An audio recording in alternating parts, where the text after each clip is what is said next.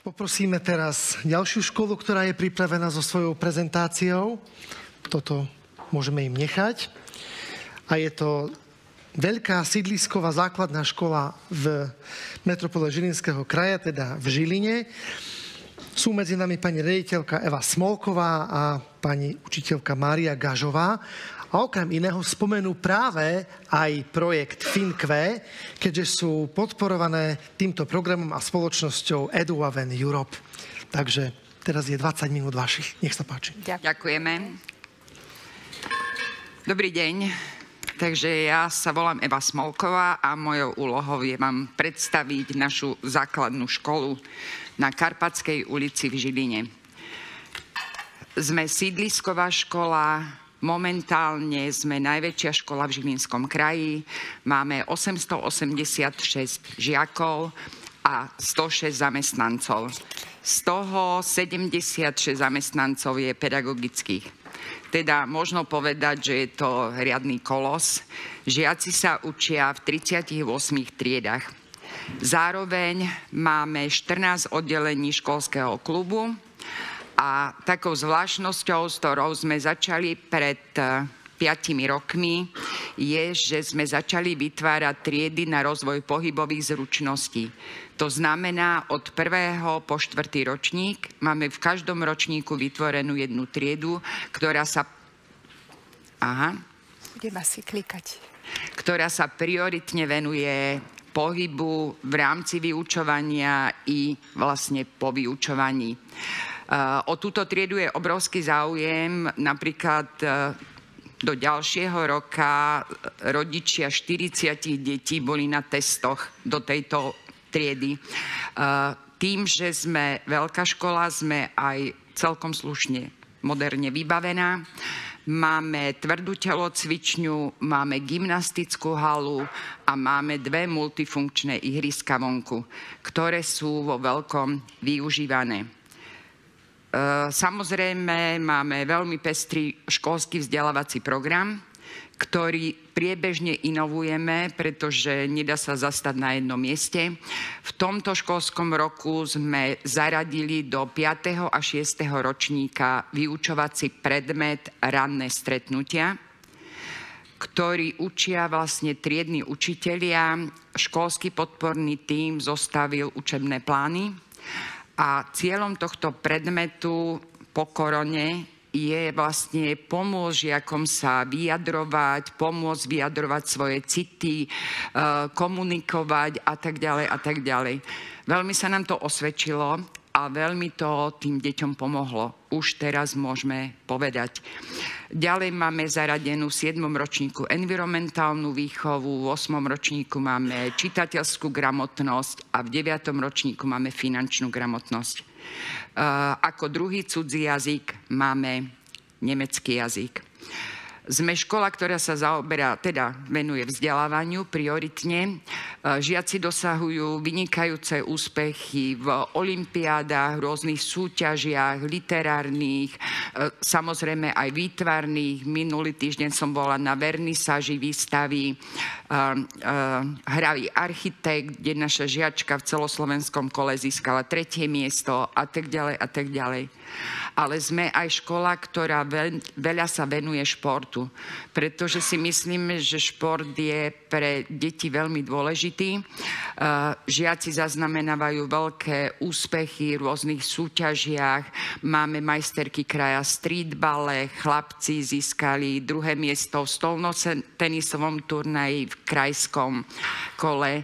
Máme v rámci školy na chodbách stolnotenisové stoly a deti môžu hrať stolný tenis pred vyučovaním, počas veľkej prestávky. Je to o to obrovský záujem, sú rozpisy, aby proste sa nepohádali. Sme bezbariérová škola, úplne bezbariérová.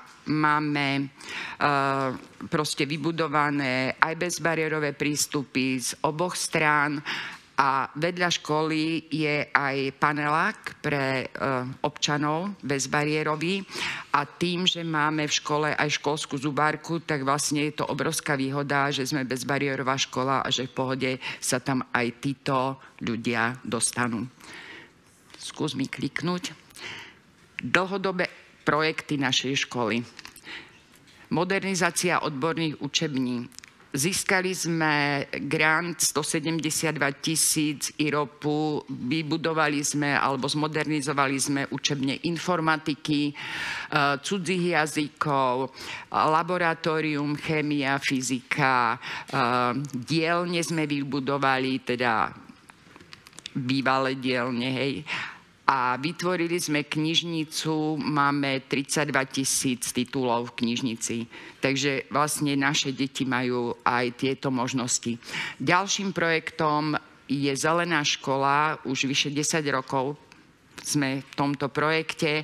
Teraz sme mali kontrolu, dúfajme, že sme ju obhájili a vlastne decká veľmi radi sa zapájajú do tých aktivít v rámci Zelenej školy. V rámci Zelenej školy robíme aj iné aktivity, napríklad projekt Hovorme o jedle, proste zamerávame sa na zdravú výživu, na rovesnícke vzdelávanie, takže myslím si, že je to veľmi dobré.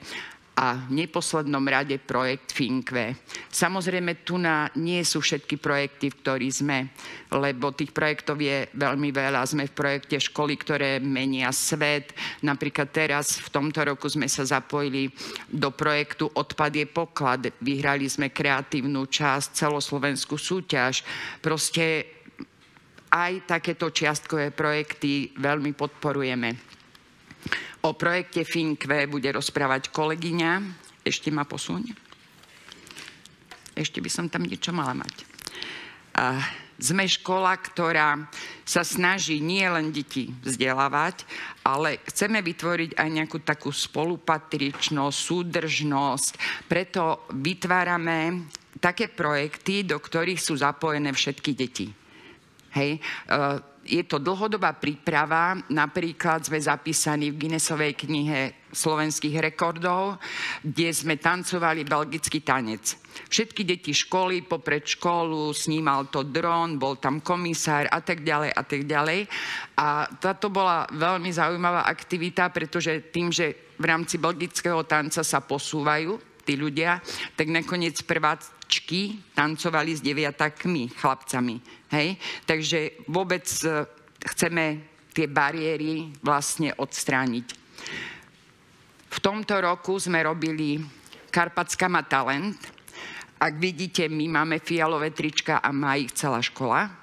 Farbu, i keď nie každému sa páči, vybral žiacky parlament, na niekoho sme to museli nechať, nech je za to zodpovedný.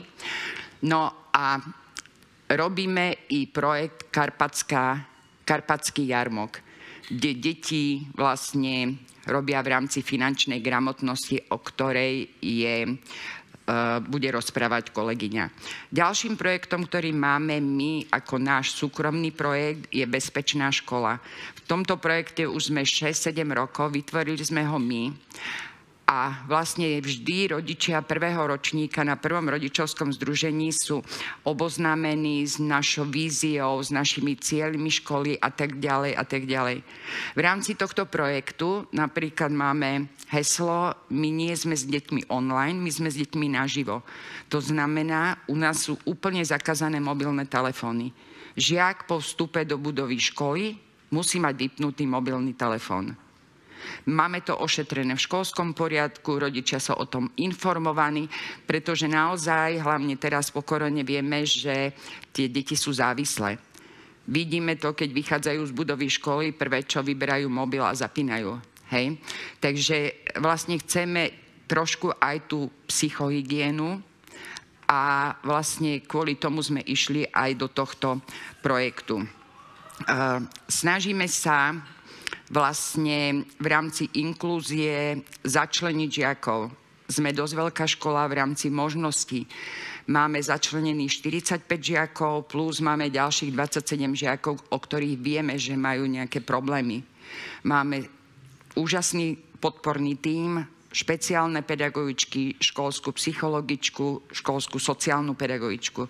Robíme prevenciu vlastne od 1. po 9. ročníka a samozrejme spolupracujeme aj s rôznymi organizáciami v rámci mesta a v rámci Slovenska. Odovzdávam slovo kolegyni. Ty si budeš prešťukavať. Uvidíme, ako to pôjde. Dobrý deň, tak ja by som vás chcela informovať trošku o projekte FINKV, ktorý prebieha na našej škole. Ako ste počuli, tak my sme sídlisková škola. Na sídlisku sú 3 takéto základné školy a v rámci toho, aby sme boli konkurencie schopní, tak hľadáme zmysluplné projekty a aktivity. Preto nás oslovil aj program FINKV. A to, že sme urobili dobre, nás utvrdili aj výsledky spred 6 rokov medzinárodného merania PISA vo finančnej gramotnosti, ktoré na Slovensku nedopadlo dobre. Práve preto koncepcia FINKV sa nám zdala byť vhodná na rozvíjanie tej finančnej kultúry žiakov na vyučovaní, ktorá sa rozvíja vlastne v 3 vzdelávacích oblastiach v jednej triede. Takže v tomto vidíme veľký význam. Do pilotného ročníka sme boli zaradení ako jedna z 25 škôl z 200 prihlásených škôl. V pilote bolo zapojených 11 učiteľov. Keď sme teda začali v roku 2020, prišla korona. Veľmi oceňujeme, že aktéri FINKV programu reagovali a upravili zavadzanie toho programu, aby sme sa dobre zžili. Vtedy metodické materiály a pracovné listy nám prišli veľmi vhod, za čo a za spoluprácu chcem poďakovať pani Dežager, pani Lacovej a pani Janke Kovaľovej, ktoré sú nám, a teda boli nám vtedy a sú nám naďalej napomocné. Pre 21. storočie vidíme ako veľmi vhodný referenčný rámec, ktorý vlastne vypracovali aktéri v rámci programu FINKV a ktorý nám umožňuje zaradiť žiakov do jednotlivých úrovní a vieme odhadnúť tú ich finančnú vzdelanosť alebo kultúru. Takisto už tu bolo spomínané, veľmi oceňujeme FINKV portfólio, ktoré je akousi zbierkou pracovných pracovných materiálov s zaznamenávaním pokroku, ktoré si vedú sami žiaci a ktoré vedú vlastne k takej systematickosti, čo je ďalšia zručnosť tých žiakov, ktorú nadobudnú. Spätne, keď sa v čase vrátia, tak môžu vidieť ten pokrok, ktorý urobili, ktorý zaznamenali. Takže v tomto vidíme takú veľkú ďalšiu výhodu. Na snímke vidíme odovzdávanie ocenení a certifikátov v triedách, ktoré boli zapojené do pilotného ročníka. Ďalšia snímka nám ukazuje, ako sa formuje vlastne tá finančná kultúra priamo na vyučovaní. Na vyučovacích hodinách žiaci pracovali s jedným z metodických teda pracovných listov, konkrétne na pyramíde. A teda vidíme, že vyhľadávali rôzne informácie, pracovali s nimi a pracovali v skupinách, čo taktiež oceňujeme, že vlastne prácou s týmito listami sa nerozvíja len tá finančná kultúra, ale aj ďalšie tie zručnosti žiakov, ako je komunikácia, kooperácia, čo sú veľmi potrebné skills pre 21. storočie, pre ich aj osobný rozvoj našich žiakov. Čo sa týka výsledkov, tak samozrejme nás zaujímajú a sledujeme dáta, ktoré sú výstupmi z FINKV testovania. Máme ich vlastne z hodnociacich správ.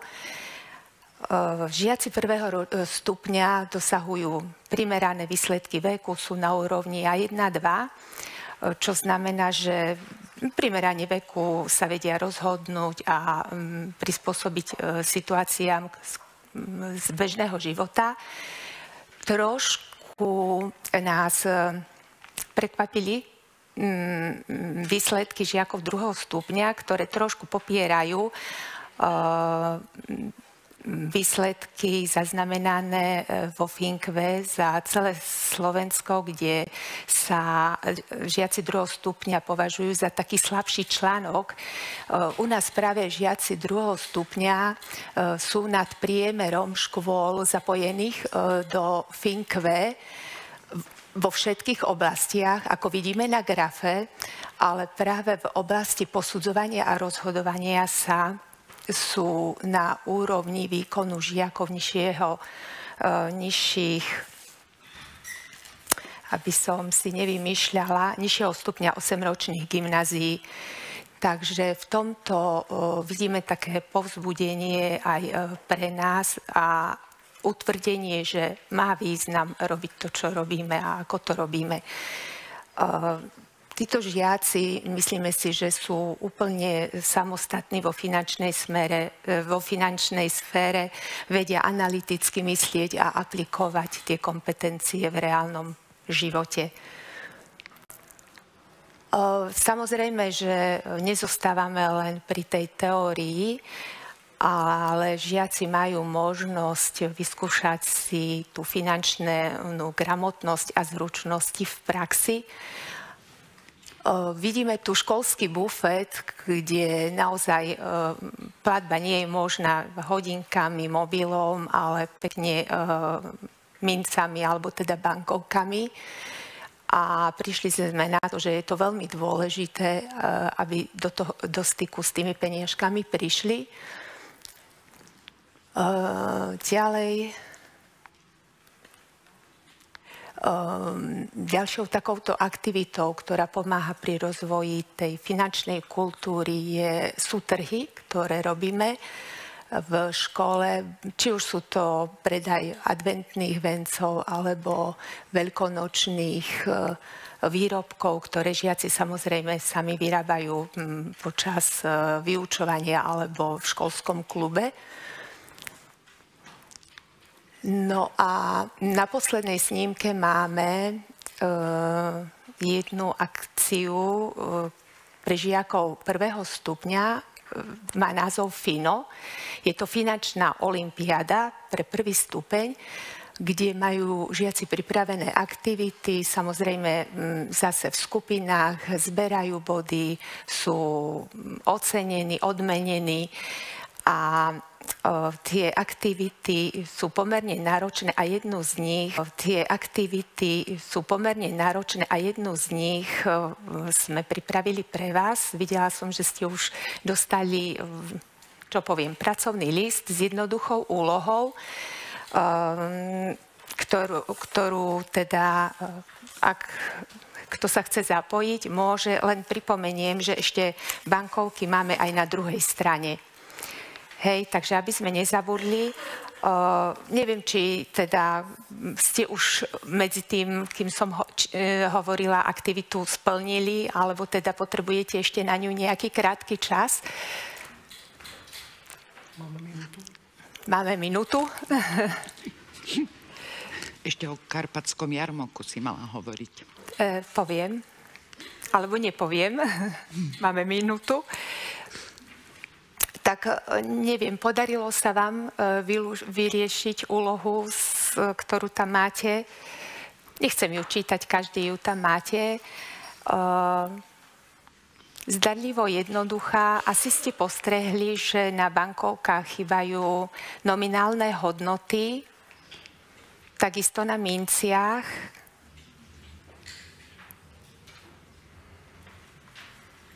tak neviem, prezradím riešenie?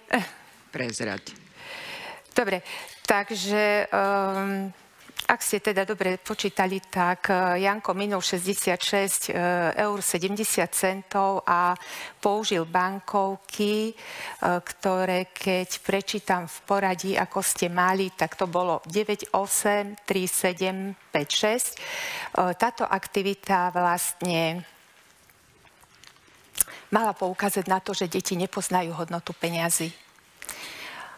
Nepoznajú hodnotu peňazí, nevedia si to prepojiť s tým, čo si za ne môžu kúpiť, v akej hodnote. Majú problém rozhodovať sa a preto my vidíme význam aj v tom, že deti prichádzajú do styku s peniažkami, či už na tých trhoch, alebo v tom bufete. Teda to, čo to spôsobuje, sú vlastne nové technológie a to sú platby kartami, hodinkami, mobilmi a tak ďalej.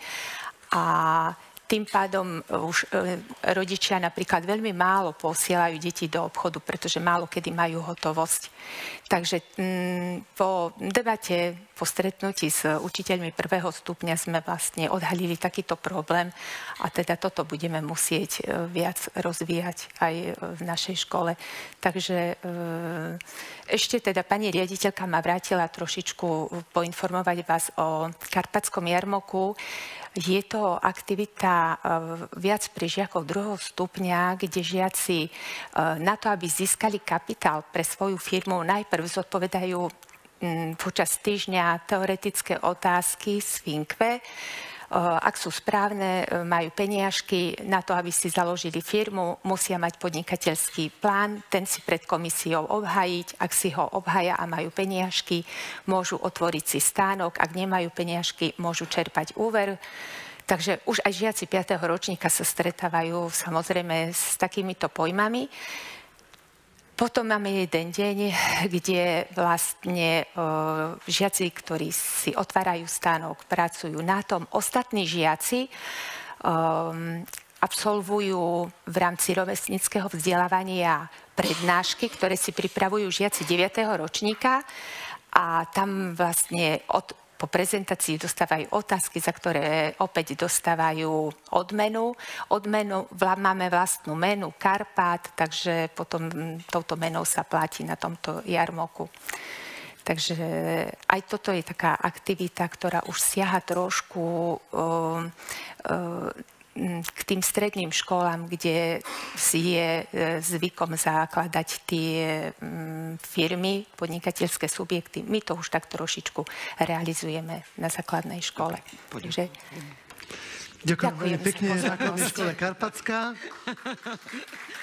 Pani riaditeľke, pani učiteľke.